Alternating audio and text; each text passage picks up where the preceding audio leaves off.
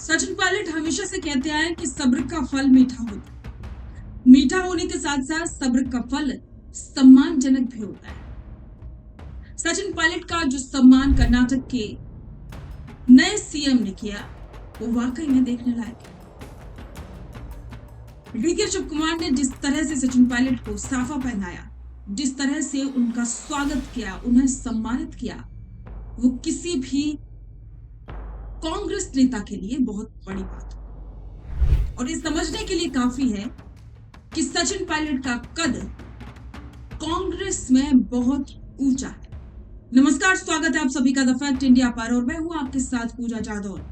सचिन पायलट लगातार ये कहते आए हैं कि सब्र का फल मीठा होता है और जो भी करता है वो नीली छतरी वाला करता है। अपना काम ईमानदारी से करो और आगे बढ़ो।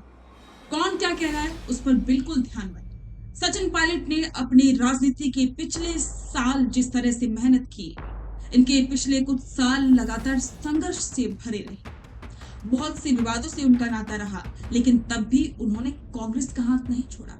उल्टा उन्होंने ज्यादा मेहनत की। कांग्रेस ने उन्हें जो जिम्मेदारी दी अशोक गहलोत से उनके विवाद के बाद, वो जिम्मेदारी सचिन पायलट ने बिना किसी नानुकुर के पूरी ईमानदारी से निभाई और उसका नतीजा भी काफी पॉजिटिव रहा। बस यही वजह है कि आज सचिन पायलट का कद कांग्रेस में काफी ऊंचा और आलाकमान भी उन्हें इग्नोर नहीं करता। आलाकमान के साथ साथ में बाकी के राज्यों के नेता भी सचिन पायलट को बहुत सम्मान देते हैं। डीके शिव कुमार के द्वारा सचिन पायलट को दिया गया सम्मान बताता है कि सचिन पायलट की रणनीति बहुत स्ट्रॉन्ग रहती है और डीके शिव कुमार के इस पद तक पहुंचने में भी उनकी बहुत बड़ी भूमिका रही होगी, क्योंकि आलाकमान सीधे सीधे सचिन पायलट की बात को सुनता है और समझता भी है।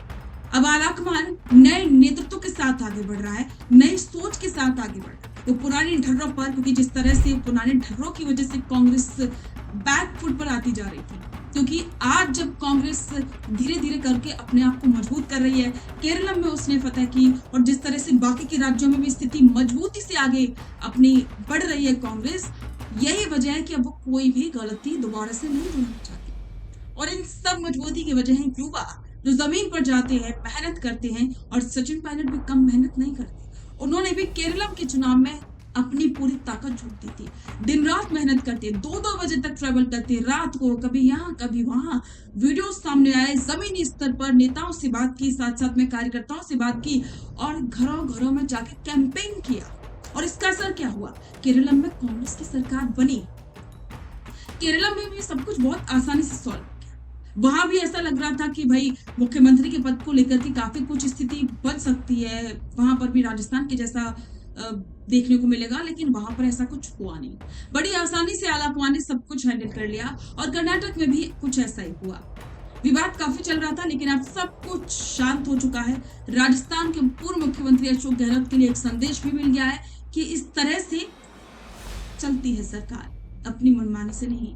तो अब सचिन पायलट को बड़ा पद मिलना तय है, सचिन पायलट को राजस्थान में भी फ्री हैंड मिलना तय है और आलाकमान ये बार बार संदेश दे रहा है कि अब पुराने ढर्रों पर कांग्रेस नहीं चलेगी, बल्कि कांग्रेस नई सोच के साथ आगे बढ़ेगी और नए नेतृत्व को आगे लेकर के आएगी। तो इस पर आपके विचार कमेंट बॉक्स में साझा करें और बने रहें द फैक्ट इंडिया के साथ। रुकिए और जरा ध्यान से सुनिए। क्या आप हमारी इन खबरों से अपने व्यापार को भी बढ़ाना चाहते हैं?